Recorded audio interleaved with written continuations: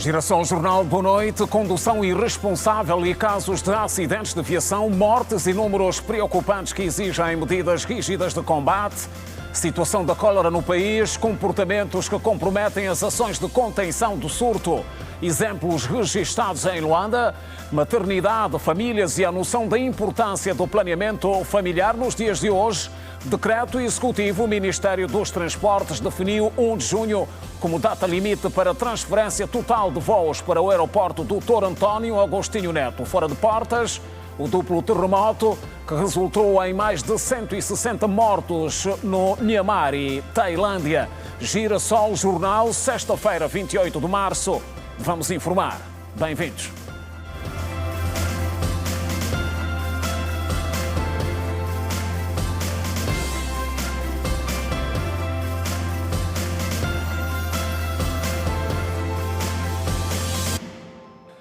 Outra vez, boa noite. São vários os automobilistas que ainda violam o sentido de responsabilidade durante o ato de condução, um fator que tem contribuído para o aumento dos acidentes nas estradas, que são até o momento a segunda maior causa de mortes no país, depois da malária.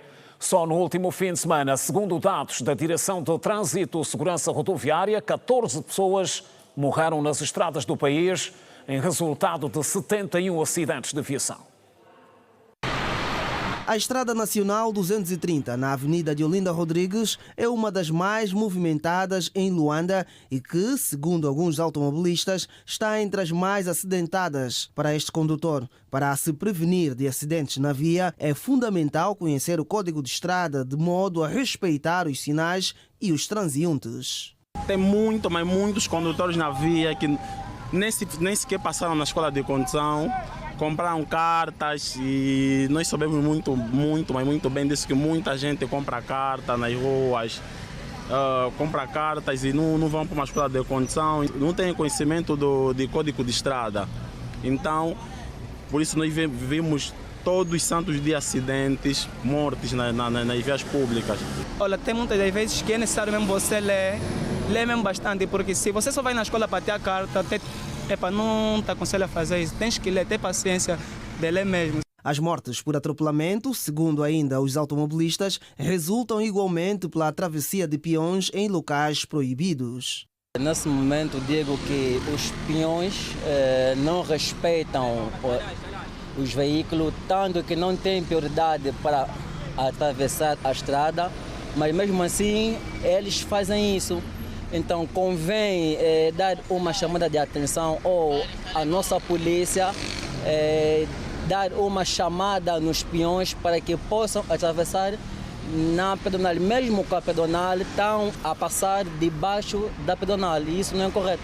Muitos peões Passam por baixo das pedonais, mesmo a ver pedonal vazias, não tem dinheiro para passar, mas o pessoal está sempre por baixo a passar por baixo da pedonal, mas temos aliás pedonal que o Estado está a lutar a meter em muitas zonas, mas o pessoal está sempre a passar por baixo da pedonal. E os índices de sinistralidade rodoviária pelo país continuam preocupantes, segundo dados da Direção de Trânsito e Segurança Rodoviária, que dão conta de 14 mortes verificadas no último fim de semana nas estradas do país, de um total de 71 acidentes de viação. A situação é preocupante. Só para termos noção, no último final de semana ocorreram em todo o país 71 acidentes, houve redução de 17. Apesar desta redução, a situação é preocupante. As consequências foram de 14 mortos, com redução de 7. Tivemos 72 feridos, com redução de 21. Ainda no final de semana foram detidos 19 condutores que dirigiam em estado de embriaguez.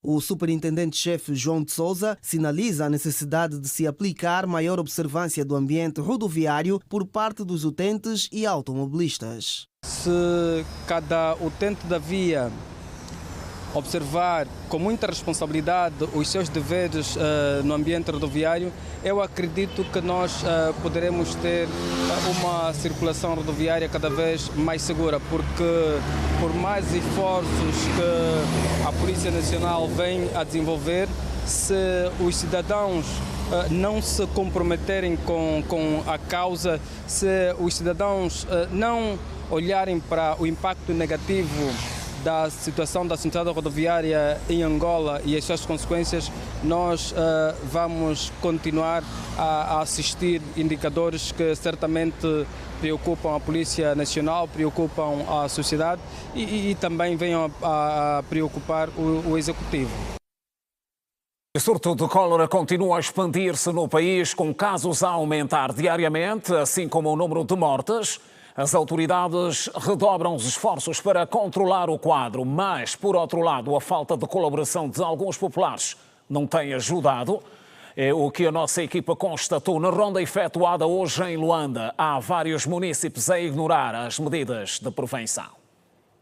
O mais recente ponto de situação do surto de cólera dá conta de 349 mortes e mais de 9.000 casos registados. Em alguns bairros de Luanda, a recolha e tratamento dos resíduos sólidos continua deficitária, situação que tem contribuído para o aumento de casos. Ferraz Antônio, morador do bairro Uma, no município dos Mulenvos de Baixo, declarou que na localidade as pessoas continuam a defecar ao ar livre. A nível de cólera é muito preocupante, visto que o bairro está cheio de animais, sobretudo animais suínos, porcos, e está cheio de fezes de porcos e fezes de pessoas.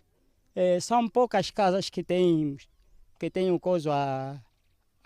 os quartos de banho, então geralmente a população faz as necessidades maior no ar lento. Para tentar conter a propagação da doença, as autoridades anunciaram um conjunto de medidas como a desinfestação da zona mais afetada e o rastreamento de contacto.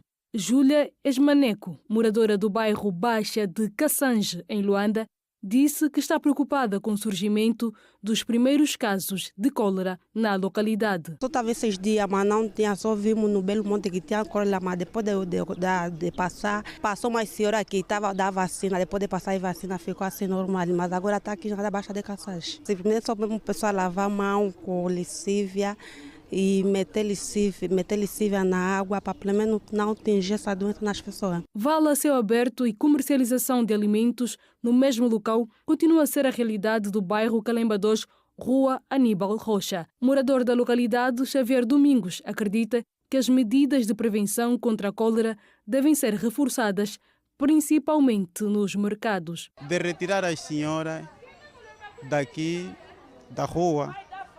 Mas retirar as senhoras como? Retirar as senhoras pondo-lhes num lugar certo onde elas possam vender, de modo a deixarem a rua sem esse lixo que a gente resiste nesse momento, pelo comprometimento das pessoas indicadas para esse trabalho. Indicada como? Aqueles que são os fiscais, por exemplo. É preciso reforçar os meios de trabalho, porque também não é 2 fiscais ou um que vai passar para retirar as senhoras daqui da rua, não. Mas isso passa por um trabalho mútuo, não é? Ou seja, multissetorial, no sentido que retirem as senhoras da rua. Atendendo a situação da cólera, Gabriel Biuma acredita que as vendedeiras da rua Aníbal Rocha devem ser realocadas em outro lugar. Sabendo que estamos a passar por uma situação muito constrangedora com a doença, a cólera, não estamos muito bem posicionados aqui com esses lixos, água paradas, os mosquitos nos alimentos que a gente compra aqui. Eu acho que o governo tem que atender a situação das mães, metendo uma praça aqui na comunidade, sabendo que a nossa comunidade aqui está carente de praça, só temos uma praça, que é a praça da Pepe, que está muito cheia, essas mães não têm lugar que é para comercializar aí. Ferraz Antônio apela por uma campanha para a identificação das residências que não possuem casa de banho. Pedimos ao governo local a fim de realizar uma campanha de casa a casa e identificar cada casa o seu respectivo quarto de banho, porque as pessoas defecam geralmente nas baixeiras mesmo. Aqui está muito preocupante a cólera, então pedimos ao governo que nos ajude, sobretudo, a fiscalizar as campanhas. E o desconhecimento das causas e dos sintomas da endometriose e cancro do colo do útero é apontado como um dos fatores que têm contribuído para o diagnóstico tardio dessas doenças. Foi a pensar nisso que a Administração Municipal de Belas juntou nesta sexta-feira mulheres de vários estratos sociais para abordar temas ligados à prevenção, diagnóstico e tratamento precoce das patologias. Tanto a endometriose como o cancro do colo do útero são doenças silenciosas e ocupam a segunda posição entre as mais frequentes em países de renda média como Angola, segundo dados do Instituto Angolano do Controlo de Cancro. A ginecologista e obstetra Cássia Rodrigues afirma que muitas mulheres desconhecem as causas e sintomas da endometriose e câncer do colo do útero e que isto tem contribuído para o diagnóstico tardio da doença. Muitas mulheres até agora ainda chegam nas nossas unidades sanitárias com cancro do colo do útero num estadio já avançado. Penso eu que deve ser por falta de conhecimento e falta de adesão aos serviços de saúde. E quando nós estamos a prevenir a doença, estamos a reduzir a taxa de frequência da doença. Quando nós tratamos de forma oportuna, estamos a reduzir a taxa de mortalidade por cancro do colo do útero. A diretora municipal de saúde de Belas, Elias Mendes, alerta que 30% das mulheres que chegam ao consultório com queixas de dor na região pélvica são diagnosticadas com endometriose. Em Angola, muitas mulheres estão acometidas com esta patologia e não sabem. E para se prevenir, nós achamos por bem informar, porque a informação é a melhor forma de prevenção e o rastreio do cancro, seja do colo do útero, da mama, qualquer tipo de cancro, dá um diagnóstico precoce e temos tido resultados e salvamos vidas. Cássia Rodrigues garante que se a patologia for detectada em fase inicial, a cura pode chegar até 95%. O cancro do colo de útero, quando é diagnosticado precocemente, pode ser tratado e a taxa de cura é de aproximadamente 100%. Lourdes Gomes chama atenção para a necessidade de prevenção de certas doenças. O sedentarismo, a má alimentação, sobretudo no que respeita ao cancro do útero, por exemplo, que é o que se debateu mais aqui hoje, são as questões inerentes à prevenção de não andar com parceiros múltiplos, por exemplo.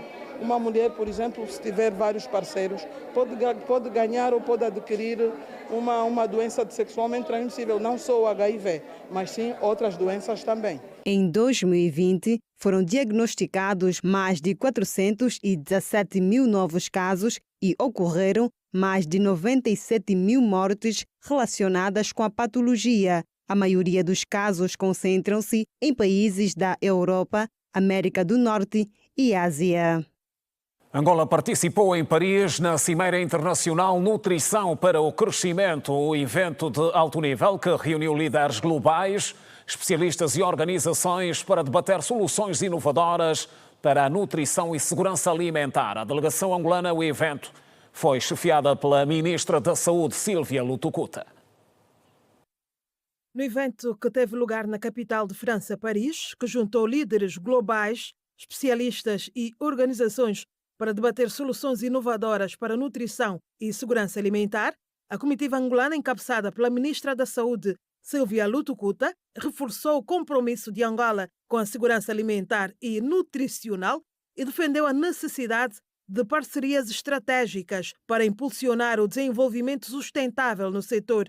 A cerimónia de abertura foi conduzida pelo ministro francês François Bayrou, que destacou a importância da cooperação internacional na luta contra a malnutrição e o fortalecimento de sistemas alimentares sustentáveis. Ao longo dos 2 dias de evento, foram debatidos temas como a nutrição e sustentabilidade, financiamento e inovação, igualdade no gênero e resiliência a crises. Paralelamente, a Aldeia de Soluções para a Nutrição apresentou iniciativas e tecnologias inovadoras para melhorar a alimentação e a segurança alimentar no mundo. Fizeram parte ainda da delegação angolana O secretário de Estado para Agricultura e Pecuária, Castro Paulino Camarada, e a embaixadora de Angola em França, Guilhermina Prata. O encerramento da cimeira ficou patente a urgência de ações concretas e a necessidade de colaboração entre governos, organizações e o setor privado para enfrentar os desafios da nutrição a nível global, promovendo políticas eficazes que possam combater a malnutrição e garantir um futuro mais saudável para as próximas gerações. O nível de consciência das famílias sobre a importância do planeamento familiar tem aumentado consideravelmente. Aqui em Luanda, constatamos que se trata de uma realidade que tem sido também influenciada pelo aumento do custo de vida e do nível de literacia.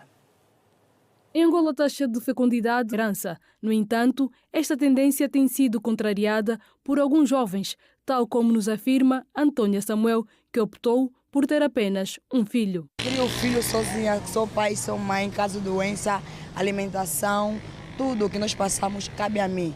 É por isso que eu tenho que me obrigar mesmo a passar a noite no trabalho das 16 para sair essa hora, para me sustentar o meu filho. Então, com esse tipo de coisa que eu estou a passar, não estou a ver lógica de trazer outro bebê mais ao mundo para sofrer, do jeito que eu estou a sofrer. Pai de 4 filhos, Pedro Gaspar disse que não pretende mais procriar devido ao custo de vida. Chega porque a vida de hoje não está lá nada tão fácil. Já não está fácil, então não adianta fazer muitos filhos no mundo, meter muitos filhos no mundo para sofrer. Não está fazendo nada, meu irmão. Você tem que formar os filhos. Hoje em dia, com a vida que nós temos, você não está formando filho, quer fazer boa de filho para fazer o quê? Não tem como. Poderia trabalhar aqui, mas eu sou órfã de mãe. Não é fácil mesmo criar um filho. De forma a conter a natalidade no país, o governo angolano comprometeu-se a garantir condições para o planeamento familiar com acesso a métodos contraceptivos. Mãe de primeira viagem, a jovem Ana Firmino, de 22 anos, frisou que depois de dar à luz, pretende fazer planeamento familiar. Não importa se está gestada ou não, mas o que me motiva sempre aí é correr mesmo atrás dos meus objetivos. Tendo fazer o planeamento, sim.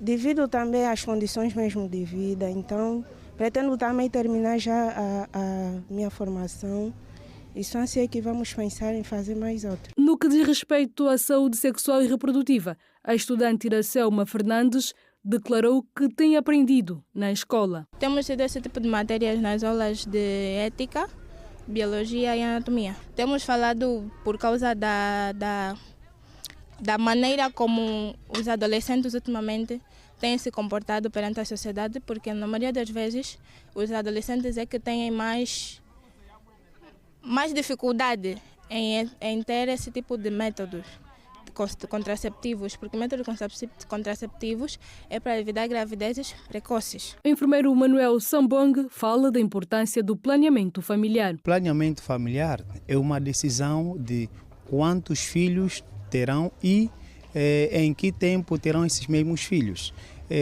Aqui queremos frisar que o planeamento familiar é uma consulta para o casal, não somente para a mulher. Muitas das vezes nós, nas nossas unidades hospitalares, temos nos deparados com as senhoras que vêm fazendo o planeamento familiar sozinha. Existem vantagens e desvantagens quanto ao planeamento familiar. E se, na verdade, o método não for adequado para o organismo desta utente, então logo é necessário nós mudarmos o quadro ou fazermos uma outra consulta de referência para que possamos eliminar o problema que se encontra com essa nossa paciente. Angola tem a segunda maior taxa de fertilidade do mundo, com uma média de 6 filhos por mulher. Produção de diamantes. Perspectivas. Em destaque.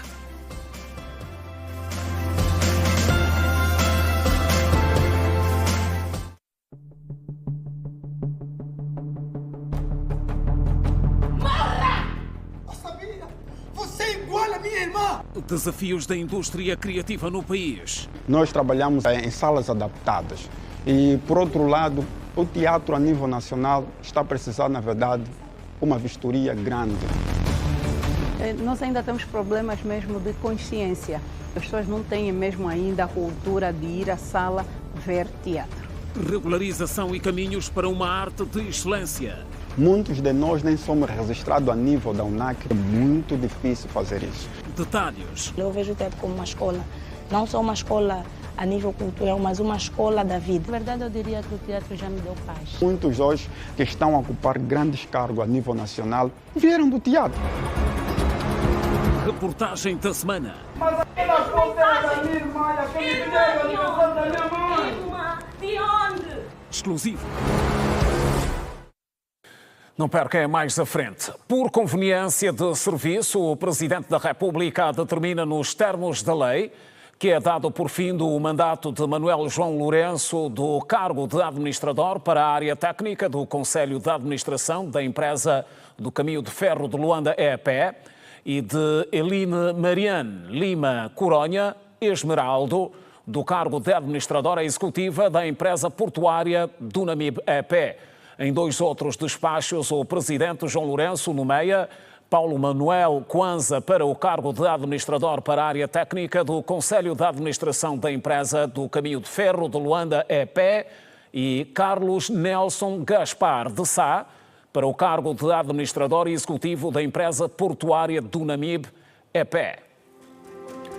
O Ministério dos Transportes aprovou em decreto executivo o dia 1 de junho de 2025 como data limite para a conclusão do processo de transferência de voos comerciais e regulares internacionais de passageiros do Aeroporto Internacional de Luanda para o Aeroporto Dr. António Agostinho Neto. E informa que as companhias aéreas que operam em Angola podem efetuar e pela Autoridade Nacional da Aviação Civil, assegurando que o processo de transferência seja devidamente observado e acautelado, respeitando as regras da aviação civil observadas a nível nacional como internacional. O Tribunal de Contas aprovou o parecer sobre a Conta Geral do Estado referente ao exercício financeiro de 2023. O ato aconteceu durante a primeira sessão plenária extraordinária que teve lugar nesta quinta-feira, 27 de março. O documento deliberado pelo Tribunal de Contas nesta quinta-feira é fundamental para a apreciação da gestão financeira do Estado, promovendo a transparência, a responsabilidade fiscal e o aprimoramento das boas práticas de administração dos recursos públicos. O parecer contempla uma análise aprofundada do contexto econômico global e nacional, abrangendo a gestão de recursos humanos, o processo orçamental, o desempenho das empresas, agências nacionais, fundos públicos e demais organismos sujeitos ao poder jurisdicional do Tribunal de Contas, a atividade inspetiva anticorrupção e o sistema de proteção social, além de apresentar o diagnóstico da execução financeira e patrimonial do Estado. O documento formula ainda recomendações estruturantes para o fortalecimento da governação econômica e financeira. Quanto às recomendações formuladas pelo Tribunal de Contas nos últimos anos, constata-se uma tendência decrescente, sinalizando uma evolução positiva no cumprimento das boas práticas da gestão pública. Contudo, de acordo com o documento, persistem desafios que exigem um acompanhamento contínuo e o reforço das medidas corretivas adequadas no domínio dos principais indicadores macroeconômicos. A nível de endividamento do Estado em 2023, fixou-se em 81% do PIB, Produto Interno Bruto, uma redução face a 2021, ano em que a taxa de endividamento ascendeu a 92,3%, mas representa um acréscimo relativamente a 2022, período em que se situou nos 66,8%. O aumento registrado em 2023, de acordo com o parecer, deve-se essencialmente ao financiamento de projetos estruturantes, com realce para a conclusão das obras do Aeroporto Internacional Dr. António Agostinho Neto, a barragem de Caculo Cabaça e a eletrificação das províncias da Lunda Norte, Lunda Sul e Mochico. O Ministério dos Recursos Minerais, Petróleo e Gás perspectiva para o primeiro semestre do corrente ano a recuperação diamantífera de 14,8 milhões de quilates. Os dados foram avançados hoje durante a apresentação do balanço de produção e comercialização de diamantes, referentes ao ano passado. Angola exportou 10,2 milhões de quilates de diamantes em 2024, apesar da queda nos preços. No domínio da produção, o país recuperou 14 milhões de quilates em 2024, representando 96% da meta prevista no Plano de Desenvolvimento Nacional 2023-2027. O secretário de Estado para os Recursos Minerais, Jânio Vítor, destacou que a volatilidade dos mercados internacionais e a desaceleração da economia mundial impactaram diretamente os preços dos diamantes. É o que acontece no mundo neste momento, há um fraco poder de compra determinado por vários assuntos, mas o que nós podemos fazer e que foi feito de facto foi a produção nacional, que houve um incremento muito grande. Se nós estivermos a ver, a produção anterior tinha sido 9 milhões e nós, na última aparição que tivemos cá, no último Outlook, nós dissemos que a previsão, nós iríamos ultrapassar a meta, a barreira mágica na altura de 10 milhões e nós chegamos aos 14 milhões, então estamos a seguir muito bem. As quedas foram de 10,3%, equivalente a cerca de $20 por quilate. Apesar desse cenário adverso, o país exportou aproximadamente 10,2 milhões de quilates, avaliados em 1,5 mil milhões de dólares, com os Emirados Árabes Unidos como principal destino. Tanto comparativamente ao ano anterior, este volume representou um incremento da produção de cerca de 11%. A receita teve uma tendência contrária, não é? Ela teve uma redução de cerca de 2,6%, se não estou enganado nesse momento, mas isso por conta da situação atual do mercado internacional de diamantes. Durante a cerimónia de balanço da produção e comercialização de diamantes em 2024, apresentado nesta sexta-feira pelo Ministério dos Recursos Minerais, Petróleo e Gás, o setor apresentou como metas para o primeiro semestre deste ano atingir 14,8 milhões de quilates a serem recuperados. É sim uma margem de crescimento, não é? Portanto, nós temos que ser um bocadinho mais realistas e nós temos que ver que também nós temos algumas condicionantes internas, mas o mais importante é a condicionante externa que tem a ver com a comercialização em si dos preços, não é? Portanto, nós temos previsionalmente uma produção que vai rondar os quase 15 milhões, são 14,8 milhões, e eu penso que aí nós iremos chegar. Apesar da queda do preço, o relatório também indicou um aumento de 11% na comercialização de diamantes. Atualmente, 99% da produção diamantífera nacional é industrializada, sendo que a produção estimável anual, uma planificação anual de 10 milhões de toneladas de mineiro a tratar. Destes 10 milhões de toneladas, para o ano 2004 estivemos 3% abaixo daquele que foi o objetivo ou traçado no ano 2023 e 5% abaixo do plano que foi executado para este ano. O plano foi, conforme mencionei, 10 milhões de toneladas por tratar, porém tivemos um pouco mais abaixo, tendo em conta que Catoca trabalhou também ou disponibilizou uma das suas centrais de tratamento para a mina do Luele. Estamos acima de 6 milhões de quilates recuperados. Em 2025, a perspectiva é estar acima dos indicadores de 2024, neste caso, tanto a massa mineira, estamos a falar da extração do minério, estamos a falar da recuperação dos diamantes, estamos a falar da ação social para 2024. São as boas perspectivas que temos. Os principais destinos dos diamantes angolanos em 2024 foram os Emirados Árabes Unidos, a Bélgica e o Israel.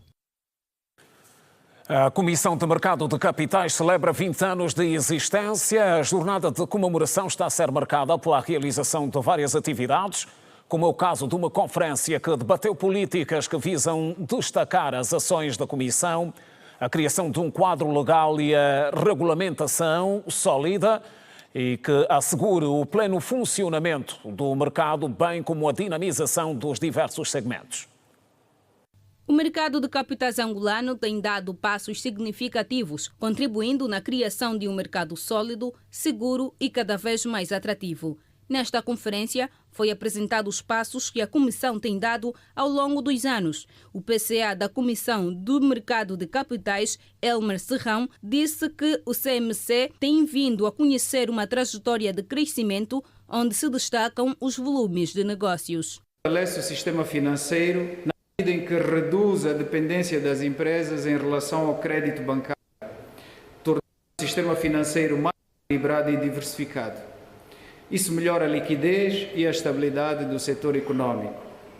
Desde a sua implementação em 2014, o mercado de capitais angolano tem vindo a conhecer uma trajetória de crescimento constante, de onde se destaca, em dezembro de 2024, um volume de negociação na Bolsa na ordem dos 6,5 bilhões de kwanzas, o que corresponde sensivelmente a 7,46% do PIB. Um valor líquido global da indústria de organismos de investimento coletivo na ordem dos 1 bilhão, representando cerca de 1,36% do PIB, e a captação de recursos significativos por parte do Executivo e das empresas angolanas, entre os quais, por via das vendas de ações através da Bolsa de Valores, o Estado terá captado um total de 93 mil milhões de kwanzas, ao passo que por via da emissão de obrigações corporativas que ocorreram na Bodiva, as empresas emitentes terão captado um total de 90 mil milhões de kwanzas. Entre vários temas a serem discutidos, o papel do mercado de capitais no processo de privatização chamou a atenção do presidente da Associação dos Industriais de Angola, José Severino. Pedimos aqui, por exemplo, ao IGAP, que acelera as privatizações, colocando toda a informação disponível daquilo que ainda não está privatizado, seja onde for, seja na área da agricultura, na área das pescas, na área da indústria, na área dos serviços, dizer isto está para ser privatizado, seja por exposição de filmes em sala, fazer roadshows, para que crie na classe empresarial, sejam nacionais, sejam externos, até mesmo roadshows no exterior do país, como fazem os petróleos, dizer nós temos isto tudo para privatizar. Então, vamos criar o apetite e não hoje privatizar 2, 3 unidades, daqui a 3 meses mais 2, não serve. Temos que mudar aquilo que são o paradigma da privatização. O secretário de Estado para as Finanças e Tesouro, Otoniel Santos, no seu discurso enfatizou que espera que os próximos 20 anos sejam mais produtivos para a Comissão do Mercado de Capitais. Angola precisa do mercado, de mercados profundos, acessíveis e seguros, precisa de um ecossistema que dá em conta do destino produtivo e onde o pequeno investidor se sinta tão respeitado como o grande operador. Essa é a missão, esse é o desafio, é essa a responsabilidade que a Comissão do Mercado de Capitais deve continuar a servir o país. O PCA da Comissão do Mercado de Capitais, Elmer Serrão, falou da importância dos 20 anos da instituição que agora dirige. Estes 20 anos marcam isso, representam,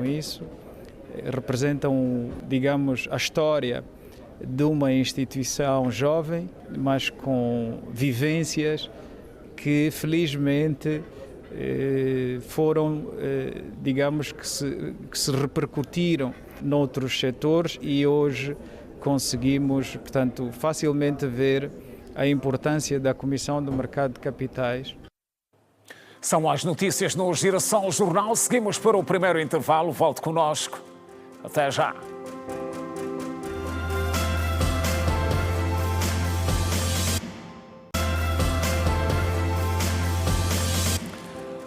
Regresso das notícias, outra vez boa noite. 9 mulheres angolanas foram França. Acontece no Futung de Belas, onde se encontra a Fernanda Gonga, que junta-se a nós com mais detalhes.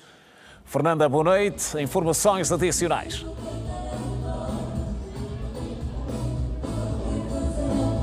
Saudações, Simeão Mundula, e também a vasta audiência da Rede Girassol.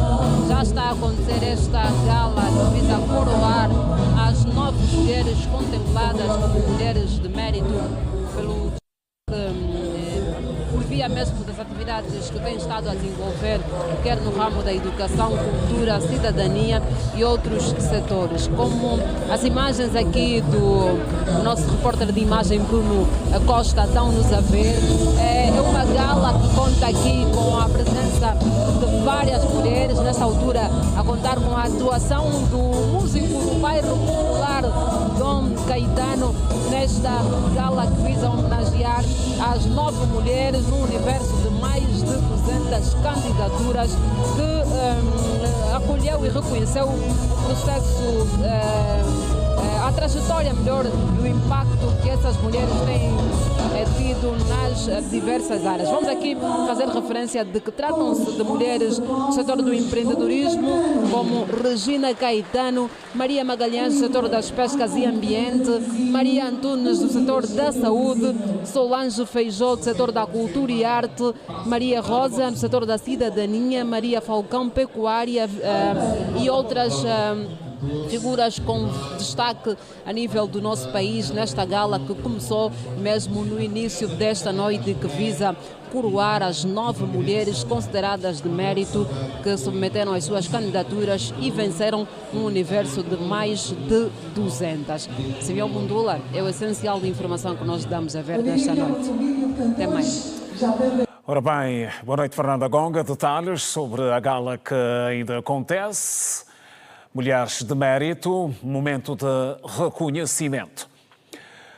Ora bem, e esta semana é a Semana Mundial do Teatro, portanto, cuja data principal assinalou-se nesta quinta-feira, 27 de março. O dia foi instituído em 1961. A propósito, na reportagem desta semana olhamos para os desafios da indústria criativa no país, regularização e caminhos para uma arte de excelência. É com Ernesto Jaime. Confira.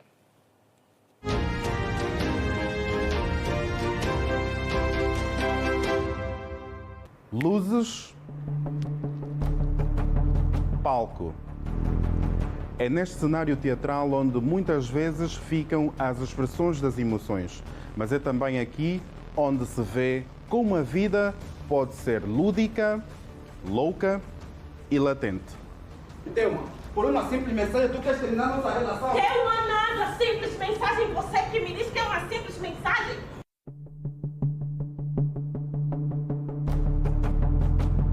No país, segundo a Associação Angolana do Teatro, estima-se que existem 753 grupos teatrais, 10.191 artistas. Números estes que indicam o amadurecer do setor, além das peças e iniciativas culturais que começam a marcar uma certa presença. Está a desenvolver porque há cada vez mais jovens a querer fazer teatro, há cada vez mais jovens a querer perceber o funcionamento dessa linguagem. E o que é que acontece? Às vezes que os jovens ficam aí no lazer toda hora, nos bairros, sem fazer nada, e eles vêm na arte. Falo do teatro especificamente porque é o que eu faço, mas vimos hoje o futuro é feito por centenas e centenas de jovens, o teatro igualmente. O teatro em Angola, no meu ponto de vista, recomenda-se. Penso que é uma das modalidades artísticas que não ficou nem no tempo nem no espaço. Convence o público, começa a nível de o público chora. Okay? Sim. Pare de nos tratar como vossas cachicas. A visão de um estado positivo do teatro no país não é partilhada por todos da classe. Eu não vou dizer que ele está bem, embora se cria, há muitas peças, escreve-se bastante, representa-se bastante, nós temos imensos grupos de teatro. Embora se veja muito e o público gosta de ir ao teatro, Eu acho que ele está coxo porque falta-lhe apoio. Nós poderíamos ser muito melhores, o teatro angolano poderia ser uma coisa muito séria. A falta de infraestruturas tem sido um grande problema para os fazedores desta arte. As salas de teatro no país, sobretudo em Luanda, contam-se pelos dedos de uma mão e muitas padecem de falta de manutenção e de equipamento técnico. Quase buracos teatrais. Atualmente, fala-se que os espaços no ativo de facto são o Ilinga e o Auditório Zingambande, sendo que a LASP várias vezes dá lugar, em grande parte, a óbitos do que teatro, segundo alegam os artistas. De acordo com a Associação Angolana do Teatro, os demais espaços têm uma gestão duvidosa que não ajuda na fidelização do público amante desta arte. Outro sim, para quem entende da matéria e mostra-se preocupado com a arte, a academia e o perfil de saída dos estudantes é importante para regular e alavancar a arte no país. Como eu dizia, precisamos nos estruturar para poder contribuir. Precisamos ter políticas que meçam o desenvolvimento do próprio teatro, do ser humano que faz teatro, não é? E então, concluindo, eu acho que ainda não contribui. Falta a transição de alguns grupos de amador para o semi-profissional e para o profissional. Falta, como é que eu digo, tornar mais expansivo, tornar mais aberto a lei do mecenato cultural e o seu regulamento.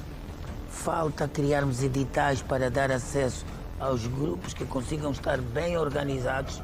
Falta isso para que eles possam ter acesso a algum financiamento. Entre os fazedores da arte que envolve a representação, estão vários jovens que encontram no teatro um refúgio às dificuldades ou problemas sociais como a depressão. Na verdade, eu diria que o teatro já me deu paz. Paz e oportunidade de me abrir e reabrir com as pessoas. Vivi momentos muito difíceis durante uma fase do meu crescimento. Como quais? Então,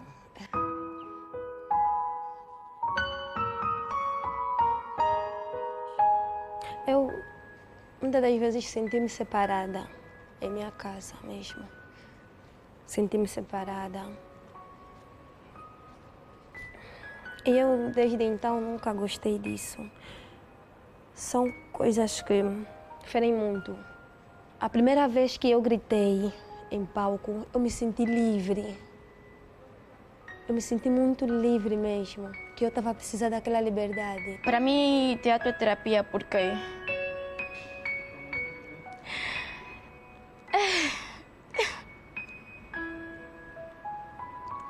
não é fácil.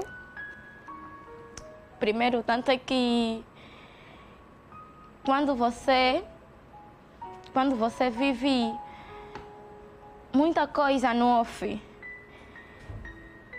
e aquilo é uma cena que você não consegue exprimir para outra pessoa por pensar que talvez a outra pessoa vai difamar o que você falou, a outra pessoa vai conversar com mais alguém e vai fazer com que o que você está a passar seja motivo de ignorância. Para que a luz dos artistas não se apague, é necessário transformar a arte em um pilar econômico. Apesar dos sinais de crescimento que o teatro tem vindo a dar em Angola, há ainda desafios a serem ultrapassados. Eu acho que a nossa cultura ainda não contribui muito para a economia em Angola e não é a vontade dos fazedores de cultura, não. Nós temos a circulação de peças, ou seja, há a venda de bilhete, há a compra de bilhete, há uma pequena economia, e vou-lhe chamar mesmo uma economia doméstica, que funciona. Os atores vão ganhando o seu dinheiro a representar, muito pouco. No teatro, duvido que dê para sustentar uma casa durante muito tempo. Por meio do teatro, nós conseguimos sim lançar homens sociais. Isso concordo plenamente. Mas contribuirmos, eu estou aqui, eu nem vivo do teatro. nem vive, nem um pouco. Nem a 2% eu consigo viver do teatro. Até o contrário, o teatro gasta-nos muito. Mas precisamos ver, a médio prazo, criar outras indústrias para que haja descentralização em termos econômicos. E eu acredito que, a nível cultural, é importante que a gente dê bastante atenção para o desenvolvimento dessas indústrias que podem trazer algum rendimento e contribuir para o PIB.